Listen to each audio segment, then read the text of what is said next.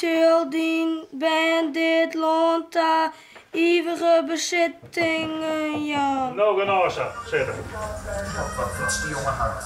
Eenzame klasse. Daar komt hij aan. Dames en heren, geef hem een spetterend applaus. Hier fietst de kannibaal, de winnaar van de Ronde van de Toekomst. Dit is de K-route Miljoen. De Lietse Kannibaal is een nijtoneelstuk, schreeuwt door Elmar Kuper. Toneelvereniging De Takkomst van Huns Luns speelt het stuk van vreed aan, 2 keer in het dorpshuis en 1 keer in Boksem. De theaters in Friesland hebben wel eens fleurige tijden mooi maken. Subsidies worden aangebouwd en het publiek het minder hield te besteden. Wat voor plannen worden er smaaid om de boel aan de gang te houden? En in ons huis in Beestersweg zitten 3 man te wachten. Ze kunnen haar er net als zetten om in actie te komen. 1274 dagen hiet het stuk van theatercelskip Bruin Roer. We zijn minder tijden en met name het theater in Friesland die verneemt dat goed. Dus het was een reportage hierover. Maar we beginnen met dorpstoneel. Theater staat het op het Friese platteland eer begonnen is, denk ik. Lieds, smoek en maak het toch jezelf. Het tweelingdorp Huns Luns die maakt hem op voor de première van de Lietse Kannibaal. En zij hebben een mazzel dat ze een toneelschreeuwer op het dorp Wening hebben. Elmar Kuper. De Lietse Kannibaal is zijn tweede stuk. Wat fietst die jongen hard.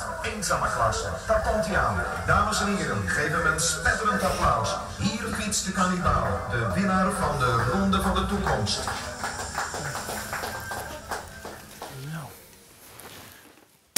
Zo. Ja. Ja. Ik zie mooi dan. Een Parijs-Roubaix. Leuk, Bastenaken, leuk. Vanzelfs. De Tour de France. Le Tour de France. Nou, ik heb wel een paar keer in de klassieker bij de eerste 20 gereden. Nou, dat zei het net zo vol, maar... En een ronde van Diever. Dan ben ik een keer op het podium staan. Dan kreeg ik een tuten van de ronde mis. Nou, dan ben ik een hier of 20 in, dus dan sjuist er naar uit. En verdomd, de wie ze zie, stier haar mem daar. En dat is in eigen een hele oude vrouw. Ik denk dat ze hier op 40 weer. Ja, dat weer wel wat een deceptie. Ja. Hij stoot dan weg. Ja, dat heb ik dan weer. Nou, ja. Doe maar. Nee hoor, ja, die kant op. Ja. Hop. Ja, daar gaat hij. Ja. Kom op. Zo.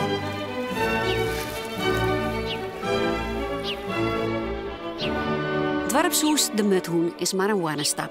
Het ligt aan de andere kant van de dik. Hier repeteert de toneelvereniging van Huns en Luns. Elmar had de kaai gewoon in de bossen. Zag je dat hier? Nou jongens, dat weer net onnoos in spullen komen. Ik die ben die er net meespelen, kom alsjeblieft net onnoos in spullen. Goed voor de tosken, jongens. Hè? Tja, alsjeblieft. Ik kijk altijd. Ja. Dat is even. Ik zoek nog een keer op de muziekje. Ja. Waarom je Sjoerd, die hutfietser, waarom je de Lietse Kannibaal? Nou, hij heet de Lietse Kannibaal omdat dat is afgeleid van de kannibaal. En dat wie Eddy Merckx, een Belgische hutfietser in jaren 60, 70, die een heel soort wedstrijden gewonnen had. En de Lietse Kannibaal werd er neemt omdat zijn heid altijd in hem zei van dat er zo vol oppieten koe. Sjoerd, dit is net zo rappig. Neem een voorbeeld van Johannes. Ach, die jongen is een kannibaal. Een kannibaal! En, als je dat traint? Kilometers op fretten? Of weet waar die werd hem in? Nou? Dat gaat je geen beet om. Wat zou je doen? Nee, dat het je geen beet om gaat. Jongens, alsjeblieft. Hoe dorst! Nou, het is net echt een fleurige familie, om het zo maar te zeggen. Het gezin dat had nogal te lijden onder het regime van Heid. Ik denk dat Sjoerd bij hem de gevoelige snaarrekken bij Heid. En dat Sjoerd eigenlijk diezelfde kant, die het eigenlijk meezien hem heeft trouwens, gewoon Sjen leert. En dat Heid dat net zo goed oorkomen, die van de hun opstelling. En, ja, en waarom dat zij is, ja, dat weet ik net. Dat heb ik net uitwerken, maar wel dat die jongens er onder te laaien gewoon hebben. En ik zal dien ben dit land daar eeuwige bezittingen, ja. Nou, genozen, zitten. Niet lekker. Hij sterk een soort echo van die Nee, net echt. Nee. leven in zitten? Nee, nou wel dat er een wat minder weerig viel. Dat heb ik wel heel lang bij me houden. Maar ik heb een hele levenheid, een hele zorgzaamheid. En met mij trouwens. Dus dat net, maar wel dat presteren, hè? Dat je van je gevoel het goed wil maken.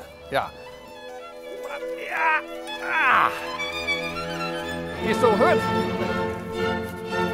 Oeh. Zo. Hier komt een acteur aan, zegt Ja. ze. Mooi acteurshoen. Ja. Hoi. Waar spelen ze in het stuk? Ik speel hier Anastasia. Oké.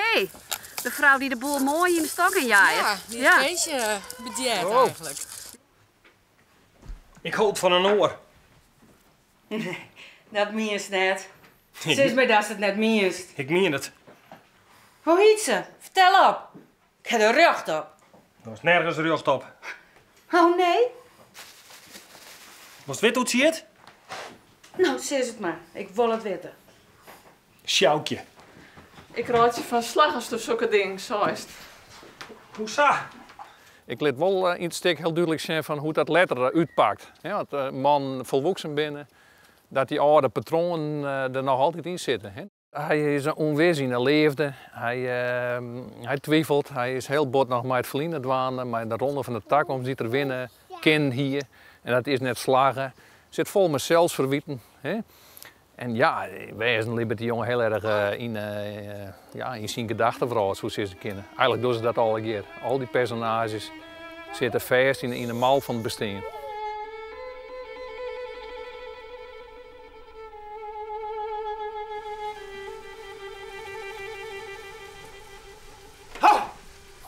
Nou maar een keer. Wielst Elmar met Vardo de laatste ronde van huis inzet, zoeken wij naar de scène waarin het nou en het verliezen, Sjoerd de jongere en Sjoerd de oudere, elkaar rijden. Kom op, Sjoerd. Hij het net wezen. Hij weet net wat het doet. Mem! Mem! Mem.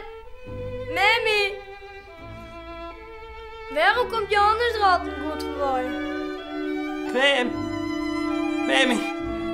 Oh, het is een hoen. Een hoen, mem. Die hem staar gewoon heersbielet. Stil. Ik wilde net op praten. Net nou. Kies maar, Sjoerd.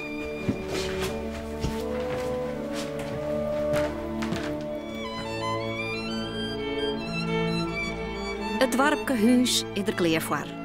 Er wen je geen boze en frustreerdheden, maar acteurs die er nog aan hebben. Nog even oefenen, want de première is al heel gauw deze vrijdag 8 maart in het Dwarpshuis de Muthoen om 8 uur.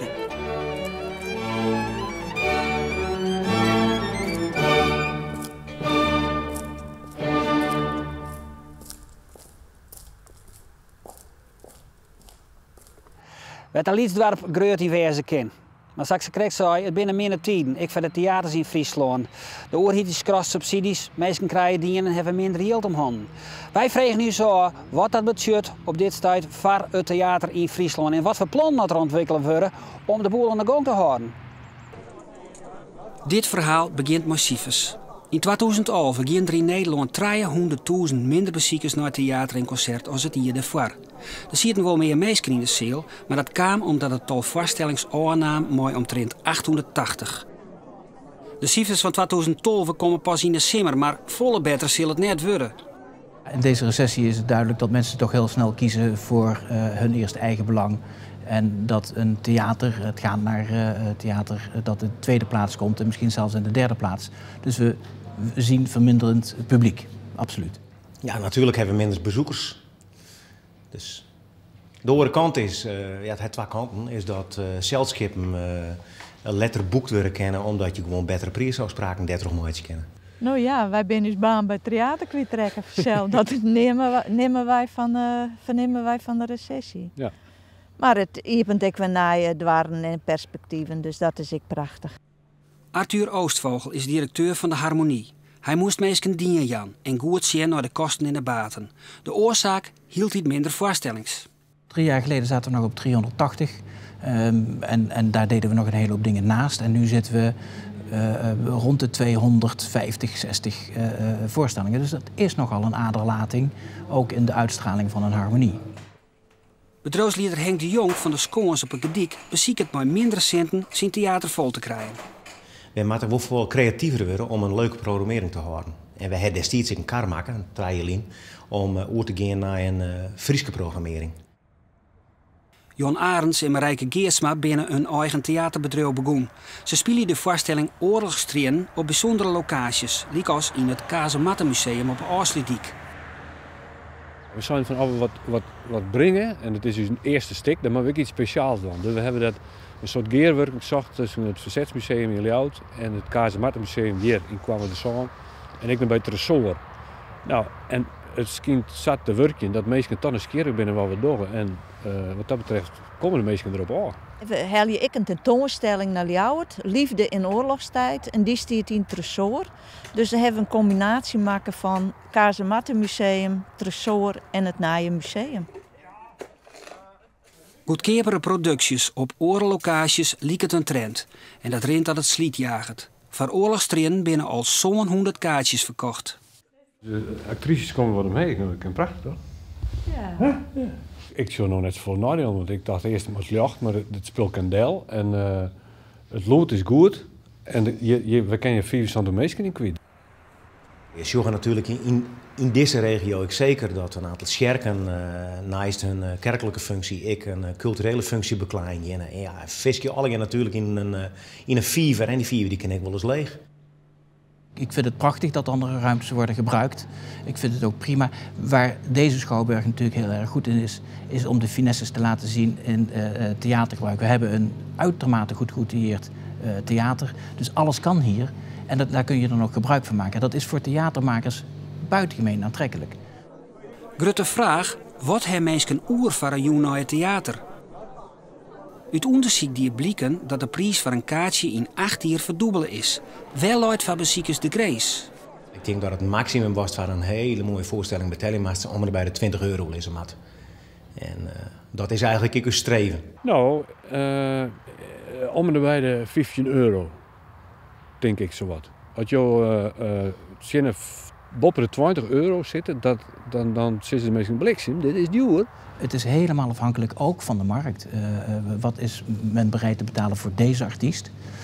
En dat kan nog alles verkeren. Maar laten we het zo zeggen, ik wil per se geen prijzen meer zien die boven de €50 uitkomen. De prijs van een kaartje hing het ook af van subsidies. De Harmonie krijgt jaarlijks 1,3 miljoen subsidie van de gemeente. De vraag om meer centen stuit nou al jaren op een duidelijk nee van deputaire Dix. Een kentering liet het nou in zicht.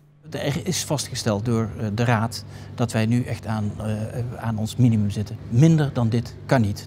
Ik hoop er dus op en ik reken er ook op dat Leeuwarden kiest voor een mooie, goed functionerende schouwburg. En aan het functioneren ligt niks, maar dat we dat ook gezamenlijk kunnen doen met de middelen die daarvoor noodzakelijk zijn. En ja, het publiek. Door internet is het volle makkelijker om te zien wat je hinnen kennen en in een PMO's klikken een leuke joenregelen. Mensen kiezen veel later en die beslissen, we kiezen er nu voor om naar een voorstelling te gaan. Marketing via sociale media, speciale acties en nieuwsbrieven is daarmee volle wichtiger worden. Je kent ik kaartjes voor het jaar op tv. Waar wie de eerste die het wist. Krijg je al 2 vrijkaartjes van. Oh, zeg het hoor. Friesland Wonderland. Er is een heel netwerk aan e-mailadressen die hier elke maand 1500 e-mailadressen de nieuwsbrief ontvangen van de Skoons. Waarin we heel specifiek voor die periode de programmering ik nog een keer aan. Dus op die manier bespieden we het publiek ik. Ook door bijzondere dingen. We hebben een keer een actie gedaan, 12-12-12, waarmee toch een hele mooie... Of de sirene-sale op de eerste maandag van de maand. Als de sirenes afgaan, zolang dat nog is, dan kunnen ze ook een extra goedkoop kaartje krijgen. Cultuurkaart voor studenten. Dus er zijn legio mogelijkheden, maar het staat voorop. Het is op de eerste plaats ons programma wat de bezoekers moet halen naar deze schouwburg. Het nieuwe seizoen. Wat kunnen we takamtier verwachten? Nou, zal ik eens beginnen met de eerste fijne klapper. We hebben Theo Maassen voor de eindejaarsconferentie. Die zal hier zeker te zien zijn. We hebben Jochem Meijer, om eens wat te noemen. Nee, er zit echt heel veel moois aan te komen. En het zijn er nog altijd 250. Dus vraag mij niet ze te noemen, want dan ben ik voorlopig nog even bezig. Bij Iepenje staat het nou op 12 oktober met een streektaalfestival. Wat draait wordt over 3 verschillende zielen. En wij binnen erg van kruisbestuiving. Dus dat mijn koren en mijn oren Lietse toneelcelskip meer in de regio steeds meer gearworking in om een goede productie hier deel te zetten. Verwachten ze dat Gorredijk over 20 jaar nog een theater had?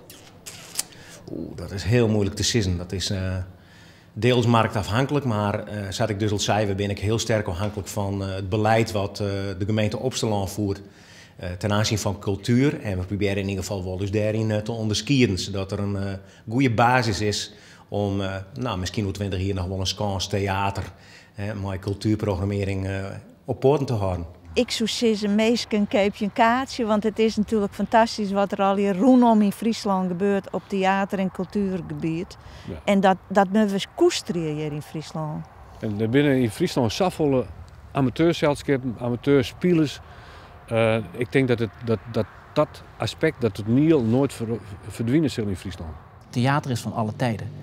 Podium, verhalen vertellen, het is van alle tijden. En daar gaat niets aan veranderen. Er zullen wel andere lijnen in komen, er zal meer techniek in komen, er zal meer decor zijn wat met licht gemaakt wordt. Maar het verhaal vertellen, wat de basis is, of het nou via dans is, via cabaret is, via toneel of anderszins, dat zal altijd blijven. En dat is maar goed ook, want daar leren we van en daar worden we rijker van. En met deze mooie woorden komt er ook een aan dit verhaal. Hoe dreigend ik wordt, theater zal er altijd maken worden. Dat is het probleem net. En Friesland heeft een hele soort amateurzelskappen. Bruinroer bijgelijks speelt het van Jochem maart aan het stuk 1274 dagen in ons huis in Beestersweg. Hoe 3 man die zitten te wachten. Maar waarop?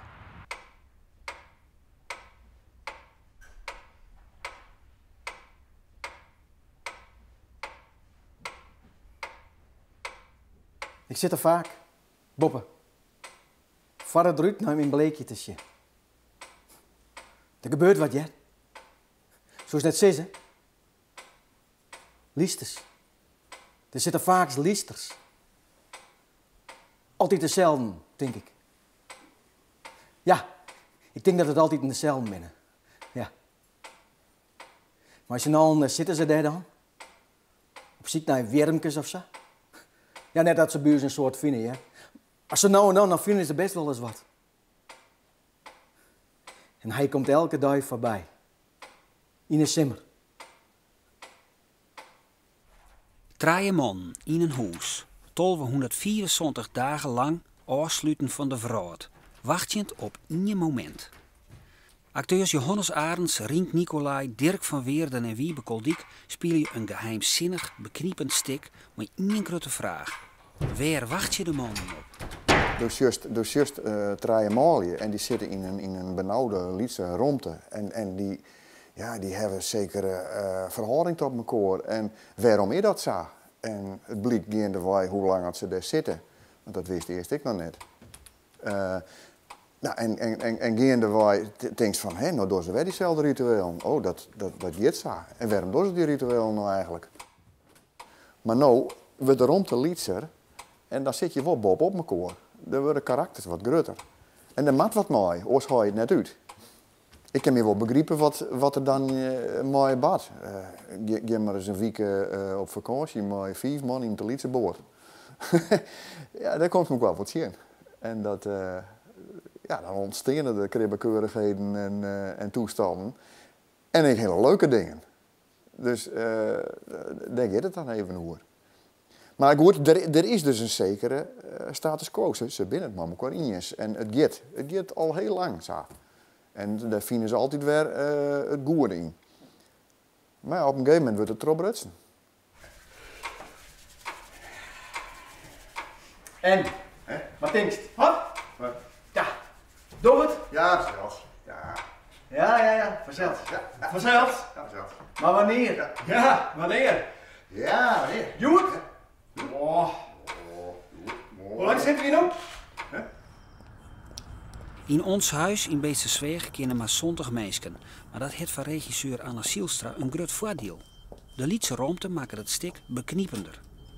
Maar waar gaat het stik nevens Anna dan oer?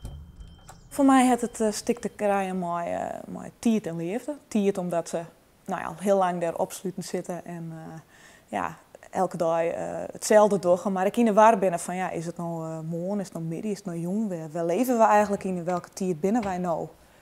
Dat heb ik te krijgen met liefde, want het is een drie man die hier samen binnen, die kennen elkaar al. En ze hebben ontdekt dat ze alle drie hetzelfde probleem hebben, namelijk ze kennen haar net oerjan in leefde en vooral net het leefde schenlitten om de persoon die ze leef hebben. Ze kennen mij hipjes van treien vooruit. Wist je dat? Wist het? Ja. Zo. Hip, hip, hip. En dan bleven ze even staan. Dan zogen ze in de ruimte. En dan gingen ze weer verder. Weer. Hip, hip, hip. En zo nou en dan als die van u voorbij komt dan zwaai ik even. Zo. Maar mijn rug er nog wel. Komt er naar beneden. Bloot hij even tegen. Draait hij zijn kopje zo wat. En dan gaat er weer verder. Weer hip, hip, hip, hip. U is liefste.